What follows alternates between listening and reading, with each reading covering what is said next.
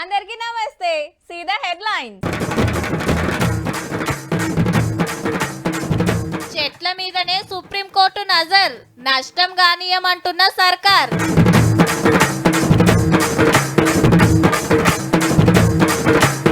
ఇరవై ఏడో నాడు గులాబీ పండుగ, మీటింగు చేస్తారట నిండుగా.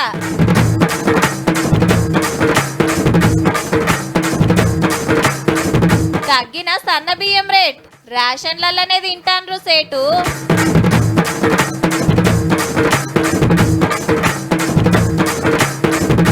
ఈ ఏడు జోరుంటాయట ఆనలు, ఇప్పుడైతే తెరలైతున్నాయి పంటలు.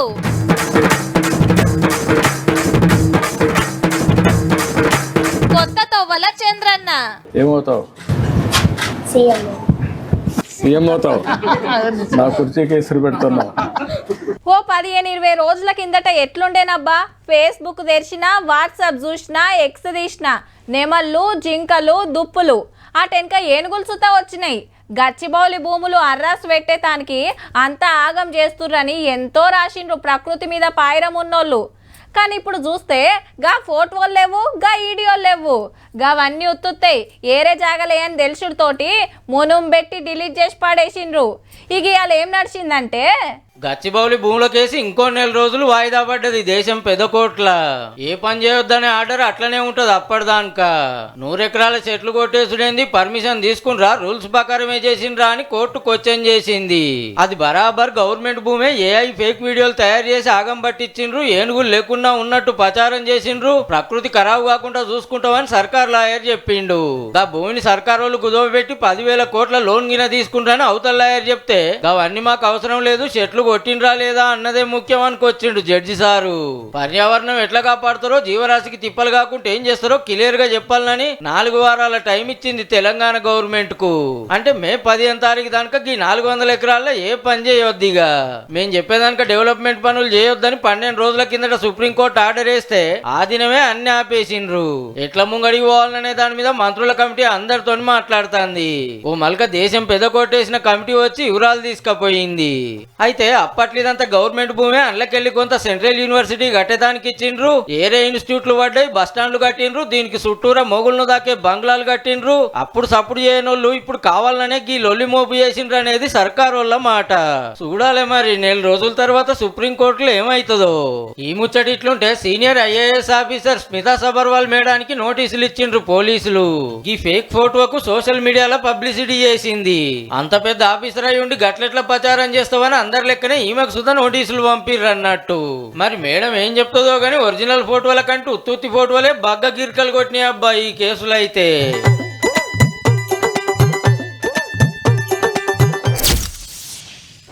రజతోత్సవ సభను దిగ్విజయం చేయాలనే సంకల్పంతో ఉన్నది భారత రాష్ట్ర సమితి. జిల్లాల్లో విస్తృతంగా సభలు, సమావేశాలు నిర్వహిస్తూ క్యాడర్ను సమాయుత్తం చేసే పనిలో నిమగ్నమైంది. ప్రతిపక్షంలో ఉండగా ఇదే తొలి మహాసభ కావడంతో సవాల్గా తీసుకొని నిర్వహిస్తున్నారు. ఉగాదికి ముందు ఫామ్ హౌస్ల మీటింగులు, ఇప్పుడు జిల్లాల మీటింగులు. ముఖ్యమైన 3 లీడర్లు మనిషో దిక్కు గూత్తబట్టి తిరుగుడే తిరుగుడు గులాబీ పండుగకు పబ్లిసిటీ తెస్తానికి. 27 తారీఖు బీఆర్ఎస్ పుట్టి 25 ఏండ్లు. వరంగల్ శివారు ఎల్కతుర్తిలో పెద్ద మీటింగ్ పెడతాళ్ళు. 33 జిల్లాలకెళ్లి మందిని జమగొట్టకపోతానికి 6-10 రోజుల కంచెలు అంతటా మీటింగుల మీద మీటింగులు నడుస్తున్నాయి. 3000 ఆర్టీసీ బస్సులు మాట్లాడిరంటే చూడుర్రిగా. ఈ జమానాల సుత గోడల మీద రాస్తాండ్రు, కొత్త కొత్త పాటలు కై కట్టిండ్రు, కాడికి పోయి పబ్లిసిటీ చేస్తాండ్రు. మన మహాసభ తెలంగాణలో కుంభమేళా జరుగుతుందా అన్నట్టు ఉంటది. లక్షలాది మంది తరలి వస్తారు. పార్టీకి పవర్ పోయినాక ఇదే పెద్ద మీటింగ్. మరి పార్లమెంట్ ఎలక్షన్ల తర్వాత సార్ సైలెంట్ ఉన్నాడు కదా, ఇక గులాబీ పండుగ నాడు గర్జిస్తాడని కార్యకర్తలు ఒక సంబరం కాదు. ఇక సభ పెట్టే కాడ గీ పనులు నడుస్తున్నాయి. అడ్డం ఉన్నాయని చెట్ల కొమ్మలు నరికేసి ట్రాక్టర్లకు లోడ్ ఎత్తి బయటికి తీసుకుపోతాండ్రు. ఏ చెట్టు చూడు చెలిగేసే వరకు బోడగవు పడుతున్నాయి. ఇవన్నీ రైతుల భూములే. ఎకరానికి ఇంత కట్టిస్తామని మీటింగ్ కోసం తీసుకొని సాఫ్ చేస్తున్నారు. అంత మంచిగానే ఉన్నది కానీ జర చూసి పనులు సార్లు. ఓ దిక్కు పచ్చదనం కాపాడాలని కొట్లాడుకుంటా గిదేం పని అని పడనోళ్ళు పలసగా చేయగల. మరి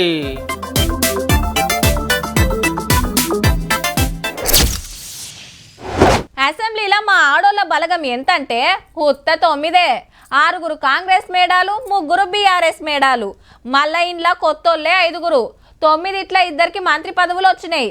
అసెంబ్లీ ఎలక్షన్ల రిజల్ట్ వచ్చినాడు చాలా పబ్లిసిటీ వచ్చింది ఎవరికంటే పాలకుర్తి ఎమ్మెల్యే యశస్వినక్కకు.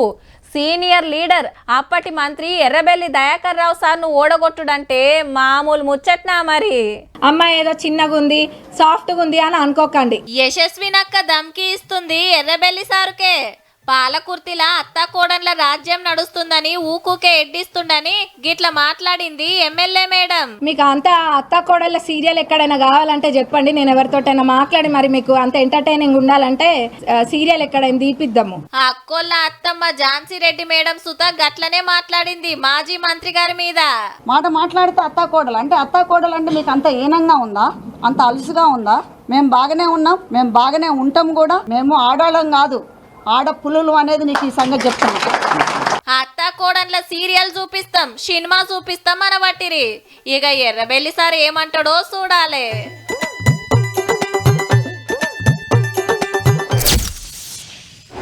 సార్ మీరు మారిపోయారు, సార్ మీరు మారిపోయారండి అనే సినిమా డైలాగ్ యాదకొస్తుందబ్బా పక్క. ఆవు మళ్ళా దేశంలో హైటెక్ సీఎం అనగానే, టెక్నాలజీ సీఎం అనగానే, కంప్యూటర్ సీఎం అనగానే, పెద్ద కంపెనీల బాస్లతోని దోస్తానా సీఎం అనగానే ఎవరు మతికొస్తారు? ఇంకెవరు? ఆంధ్ర ముఖ్యమంత్రి శ్రీ శ్రీ శ్రీ నారా చంద్రబాబు నాయుడు సారే కదా. కానీ ఇప్పుడు చూడుండ్రి ఏం చేస్తాండో. ఈ నడుమ ఆంధ్ర సీఎం సార్ వారానికో సినిమా చూపిస్తుండుల్లో. బస్సు దిగి కాక భుజం మీద చేసి కటింగ్ షాప్లకు నడిచిండు. రైట్, ఇక గడ్డం గీకించుకుంటాడేమో అనుకునేరు. గిరాకీ అరుచుకుంటానికి వచ్చిండు. దినం ఎన్ని గుండ్లు కొడతావు, ఎన్ని కటింగులు చేస్తావు, ఎన్ని గడ్డాలు గీస్తావు, ఏ పాటి పడతలు పడుతున్నాయని సార్ అడుగుడు, కాక చెప్పుడు. మిషన్ ఉన్నారు ఎవరికాడు మిషన్ నాకు రాదు, నీకు రాదు, నాకు రాదు. అవు మళ్ళా ఇంకా వెనకట తారలే వాడితే ఎవరు వస్తారే కాక అప్డేట్ కావాలి గానే. మెషిన్స్ అని నీకు లేటెస్ట్ వచ్చాయా? ఇంకా గవ్వే వాడితే ఎట్లనయ్యా అని కత్తెర్లు, మిషన్లు, లోషన్లు కొత్త ఇచ్చిండు.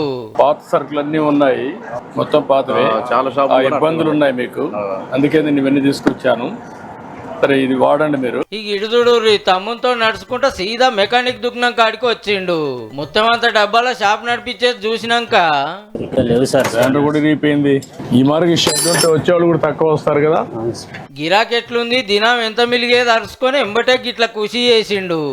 ఒక మంచి ప్లేస్ ఐడెంటిఫై చేసి అక్కడ షెడ్ కట్టి, ఇక వీళ్ళు ఇంట్లోనే బర్రెలు చాతుర్రు అని తెలిసి బాబు గారు వచ్చిండు చూద్దామని.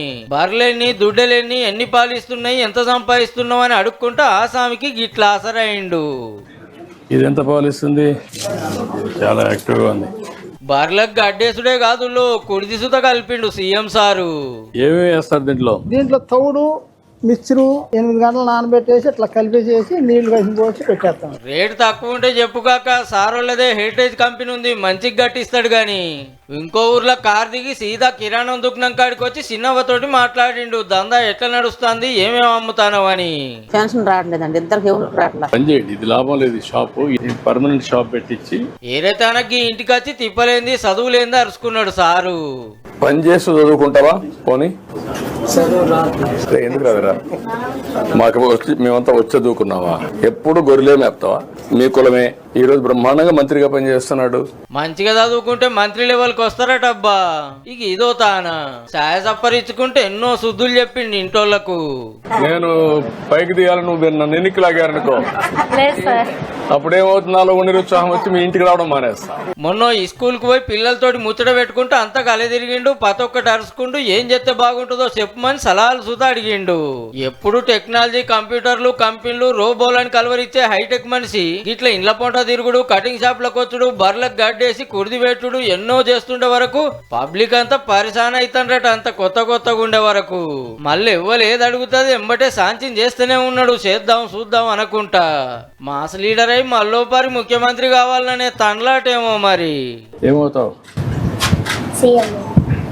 సీఎం అవుతావు. నా కుర్చీకి ఎసురు పెడుతున్నావు. అరే ఏంది సేటు, పోయిన నెలనే తీసుకుంటుని అప్పుడే కిలాకు 5 రూపాయలు పెరిగిందా? గంత రేటి మాకెందుకన్నా, జర అగ్వలు వచ్చేటి జోకు. నాకో మాట చెప్పవారా? 2 క్వింటాలు వేసుకుందును. ఈడ కొనాలంటే డబ్బులు కాబట్టే. బిడ్డ సావుకారు అమ్ముతుంటే తీసుకున్నా, పండగకు వచ్చినప్పుడు ఓ 2 బ్యాగులు కొంచవో అని అందరు. కానీ ఇప్పుడు కథ మారింది. ఏదన్నా తీసుకోర్రబ్బా, రేటు దిగిందంటే గిరాకీ పెరుగుతుంది. కానీ సన్న బియ్యం కథ ఉల్టా ఉరుకుతాంది మార్కెట్లా. మొన్నటిదానిక కిలో 55-60 రూపాయలు అమ్మితే ఇప్పుడు 50కి తగ్గింది. రేటు డౌన్ అయినందుకు జిబజిబా ఉండాల్సిన షాపులు మస్తు పల్సగైనాయి. మరి క్వింటల్కి 600 రూపాయలు తేడా అయింది. కొత్త లాస్ట్ టైం 45 వరకు పోయింది, 5,000 కూడా ఉంది. పాత 6,000 పోయినాయి, పాత ఇప్పుడు 4700. ఇక రోజు 2 క్వింటాలు 3 క్వింటాలు పోతాయి, అవి కూడా పోతలేవు. ఇప్పుడు ఏ క్వింటాలు కూడా పోతలేవు. అరే నేరిగింత అధ్వానమైంది ఏంది కావచ్చని వ్యాపారులు బగ్గా ఆలోచన చేస్తే గీ ముచ్చట బయటపడ్డదట. సన్న బియ్యం ఎఫెక్ట్ కూడా ఉంది, ఎందుకంటే ప్రతి కార్డు హోల్డర్కు తీసుకోవాలని ఉంటది. గదన్నట్టు రేషన్ దుకాణంలా సర్కారోళ్ళు సన్న బియ్యం పోస్తుండే వరకు అవి మంచిగున్నాయని ఇటు వస్తలేరట. అవి దొడ్డు అని ఇప్పుడు సన్నయ్య కొనుక్కునేది.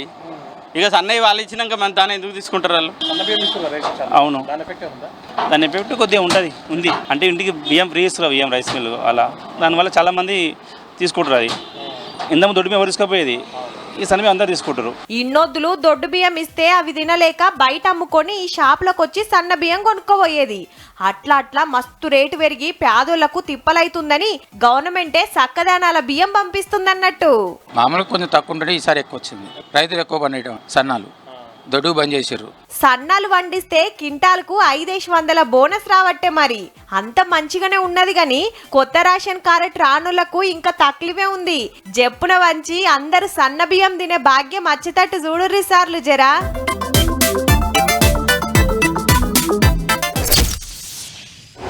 అధికార పార్టీ ఏదైనా నిర్ణయం చేస్తే ప్రతిపక్ష పార్టీలు రోడ్డెక్కుతుంటాయి.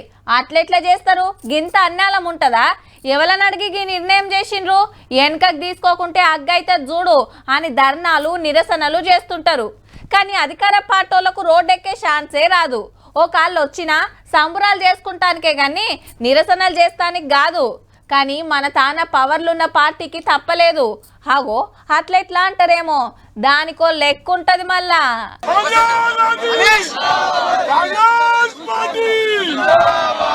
గల్లీకెళ్ళి ఢిల్లీ దానిక దేశమంతా నిరసనలు ధర్నాలు. నేషనల్ హెరాల్డ్ కేసు ఛార్జీ షీట్ల సోనియా గాంధీ రాహుల్ గాంధీ పేర్లు పెట్టింది ఈడీ. అదిగిన నెంబర్ 1 నెంబర్ 2 చెల్ మా వాళ్ళ మీద ఉత్తపుణ్యానికి కేసులు పెట్టి సతాయిస్తురని కాంగ్రెస్ లీడర్లు కార్యకర్తలంతా రోడ్ల మీదకి వచ్చిర్రు అన్నట్టు. వెనకాల సెంటర్ గవర్నమెంట్ ఉందనేది ఇళ్ళ మాట. No outsider invested in Young India or National Herald. Where is the point of money laundering? It's politically framed case. ఇంత కేసు ఏందంటే నేషనల్ హెరాల్డ్ అనే పేపర్ చాచా నెహ్రూ పెట్టిండు స్వతంత్రం రాకమునుపు. అటెన్ కదా ఆగిపోతే గా ఆస్తులు కొట్టేస్తానికి తల్లి కొడుకులు పిలానేసిండ్రని ఈడీ ఎంక్వైరీ నడుస్తుందన్నట్టు. గమ్మత్ ఏందంటే హర్యానాలో కేసులో ప్రియాంక గాంధీ మేడం వాళ్ళు ఇంటి ఆయన రాబర్ట్ వాద్రా సార్ ను విచారణ చేసిన గంటలనే వీళ్ళ పేర్లు ఛార్జీ షీట్లకు ఎక్కించే వరకు రాజకీయ రచ్చ అవుతుంది. కాంగ్రెస్ పెరుగుదలను ఎప్పుడెప్పుడైతే చూస్తున్నారో అప్పుడు మా అధినాయకత్వాన్ని రాహుల్ గాంధీ గారిని సోనియా గాంధీ గారిని ఈడీ పేరు మీద వేధింపులు శురు చేస్తా ఉన్నారు. అసెంబ్లీలో పార్లమెంట్లో బలగం ఉంది కదా అని మాకు నచ్చినట్టు చేస్తామంటే నడవది. అంతా రూల్స్ ప్రకారం ఉన్నదా లేదా, ఎవరికన్నా కష్టమవుతుందా అనేది ముఖ్యం. ఏదన్నా ఫరాక్ అనిపిస్తే సీదా కోర్టుకోవచ్చు. ఇగో గిట్లా వక్ఫ్ బోర్డు చట్టం మీద సెంటరోళ్లకు నోటీసులు పంపింది సుప్రీంకోర్టు. మొన్న పార్లమెంట్ లా కొత్త రూల్స్ తెచ్చిండ్రు కదా, అది కొట్టేయాలని కొందరు కోర్టుకు పోయినరు. వక్ఫ్ బోర్డులా హిందువులను పెట్టినట్టే హిందూ మత ట్రస్టులా ముస్లింలను పెడతారా అని క్వశ్చన్ చేసింది. 100 ఏండ్ల కాంచున్న ఆస్తులకు కొత్తగా 7 కాగితాలు వస్తాయి. కలెక్టర్ కు పెత్తనమిచ్చుడు కరెక్టేనా? షాన్నే అన్నది. కొత్త చట్టం తోటి మత స్వేచ్ఛ లేకుండా పోతుంది, ఆస్తులు పోయే డేంజర్ ఉందని ముస్లింల తరపున లాయర్లు వాదించిండ్రు. గా డౌట్లకు ఆన్సర్ ఇయ్యాల్సిందే అని కోర్టు 2 వారాల టైం ఇచ్చింది సెంట్రల్ గవర్నమెంట్ కు.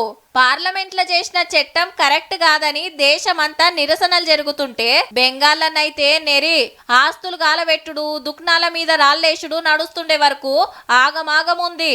గిసొంటి యాళ్ళ సుప్రీంకోర్టు గిట్లనే వరకు ఏమైతుందో చూడాలిగా.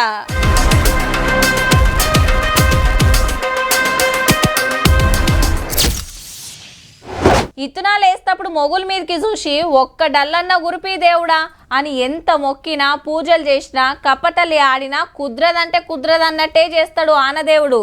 సరే అట్లిట్లా చేసి బాయిల కాంచెల్లో షెర్ల కాంచెల్లో పైపులు జాపి పంట పండిస్తే నోటికాడి బుక్క ఎత్తగొట్టినట్టు వద్దన్న ఉరికొచ్చి పంట అంతా ఆగం చేసిపోతాడు. ఈ ఆనదేవునికి రైతులంటే అస్సలు వడది కావచ్చు అనిపిస్తుంది కదా, కానీ ఈ తాప తిప్పలేం పెట్టడట తీయండి. రైతన్నలు కుషయ్య ముచ్చటైందంటే ఈ తాప ఆనలు దంచుడే దంచుతాయట. ఎప్పటికి వడేంత కంటే జరంత ఎక్కువే ఉంటాయి అంటారు వాతావరణ శాఖ ఆఫీసర్లు. ఈ రానున్న నైరుతి పవనాల కాలం అనేది లో మనకి వర్షపాతం అనేది సాధారణం కంటే అధికంగానే నమోదే అవకాశం కూడా. తెలంగాణలోనే కాదు దేశమంతటా జూన్ నుంచి మొదలు పెడితే సెప్టెంబర్ దాకా ఇరాం లేకుండా సరసుడేనట. నిరుడే సక్కగా వడక శాన తిప్పలైంది కాబట్టి ఈ కిత్తకు సరిపోనుంటే వ్యవసాయానికి ఏ రందుండదిగా. దేశంలో 142 మంది వ్యవసాయం నడిపిస్తుంటే 118 రూపాయల ఆమ్దాని వ్యవసాయం నుంచే వస్తుంది. మళ్ళా 152 ఎకరాల ఆనలతోటే పంటలు పండుతాయి. ఇదంతా 4 వద్దులైనాక ముచ్చట గాని షెడుపానలు చేవట్కే మస్తు నష్టమైతుంది ఇప్పుడు. హగో గాలి దుమారానికి చింతపండు దులిపినట్టే మామిడికాయలు ఎట్లా రాలినాయో కోతకొచ్చిన వరి చేన్లు సుత వరిగినాయి. మార్కెట్లకు తెచ్చినాయి కళ్ళాల మీద ఉన్న వడ్లు సుత తెరలు కాబట్టే ఎన్ని పట్టాలు కప్తే ఆగుతాయుల్లా అంత ఆగమాగం. అకాల వర్షం రావటం వల్ల రైతుకు సిరిసగం కూడా వచ్చే పరిస్థితి లేదు. ఉన్న కూలకును వాటికి అయిపోయే పరిస్థితి ఉంది. గాలి బాగా వచ్చి నిమ్మ తోట మొత్తం కూలిపోయింది. కాయ బాగా కాలిపోయింది. 1,50,000 వరకు లాస్ అయింది. మొత్తం 140 చెట్లు 60 చెట్లు మొత్తం కొలాప్స్ అయిపోయింది. ఈ తడిసిన ధాన్యానికి కూడా గిట్టుబాటు ధర ఇవ్వాలి, అన్ని దాలు ఆదుకోవాలి, సరిపోయిన పరదాలు ఇచ్చి. ఆడాడ కాంటాలు చాలైనాయి గాని నిమ్మలంగా నడుస్తున్నాయట. జర రువ్వడి వెంచి రైతులకు నష్టం కాకుండా చూడుర్రి సార్లు.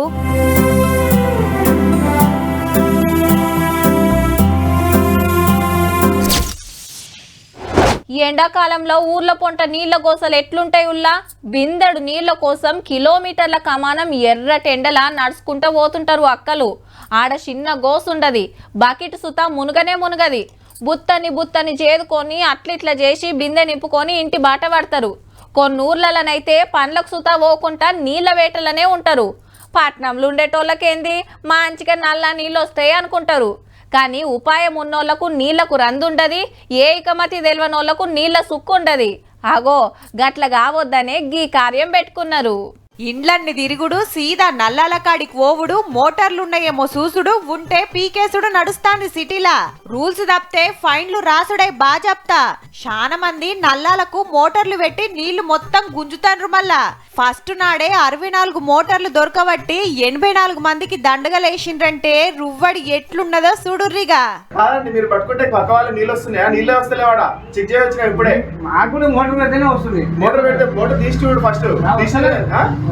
ఒగొగ తాన సంపుల్ నిండి ఉత్తగబోతుంటే ఇంకా కొందరేమో షెట్లకు నీళ్లు పడుతుంటే ఫైన్ వేసిండ్రు. మొన్ననే సాటింపేసిండ్రు ఎవ్వరు మోటార్లు పెట్టొద్దు ఇంటికొచ్చి షెక్కింగ్లు వేస్తామని. ఏ వాళ్ళు వచ్చినప్పుడు చూసుకుంటామైతి అనుకున్నట్టుర్రు. ముందే ఎండాకాలం పట్నంలా నీళ్లకు తక్లీఫ్ కాబట్టే సుక్క బంగారం అవుతున్నాయల్లా.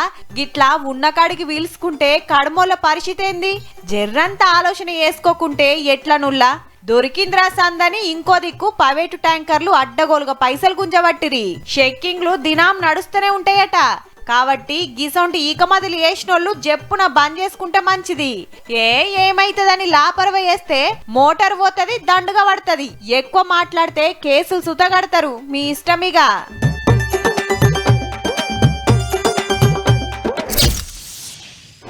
తినకుండా ఓ 3-4 రోజులు ఉంటారు కావచ్చు. నీళ్లు తాగకుండా ఒక్క రోజు ఉంటే మా ఎక్కువ.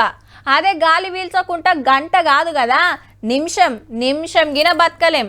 అమెరికా అయినా ఆదిలాబాద్ అయినా పల్లెైనా పట్నమైనా ఉన్నోళ్ళైనా లేనోళ్ళైనా గాలి ముంగట అందరూ సమానమే. ఇప్పుడు గీ ముచ్చట దేనికంటే ఢిల్లీలో ఓ 3 రోజులు ఉండుర్రి. దవాఖాన్ల బెడ్ ఎక్కుడు పక్క. మేం కాదుల్లో సెంటర్ సడక్ల మంత్రి నితిన్ గడ్కరీ సరే అన్నాడు కుద్దు. గాలి గలీజ్ మోపు చేసుట్లా ఢిల్లీ బొంబాయి రెడ్ జోన్లున్నాయట. పరిస్థితి ఇట్లనే ఉంటే దినాం ఇంత మనుషులు కుసకుస అవుతారు. ఆవుషు ఓ 10 ఏండ్లు దగ్గుడు గ్యారెంటీ అనుకొచ్చిండు. ఢిల్లీ దేశానికి రాజధాని. బొంబాయి పైసల రాజధాని. మరి అసొంటి జాగల గింతగానం గాలి ఎందుకు ఖరాబ్ అవుతుందంటే పొగ బండ్లు చేయబట్టికేనట. మన రోడ్ల మీద బైకులు ఎక్కువ తిరిగితే అక్కడి రోడ్ల మీద కార్లు ఎక్కువ నడుస్తుంటాయి.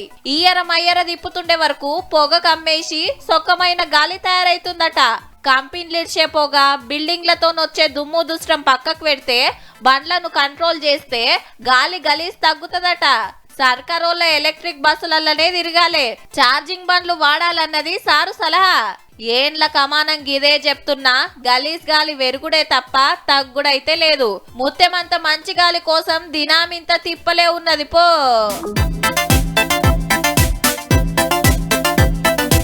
చూసిండ్రు కదా, ఇక ఇయాల్టి తీన్మార్ వార్తలు ఉంటామల్లా. నమస్తే.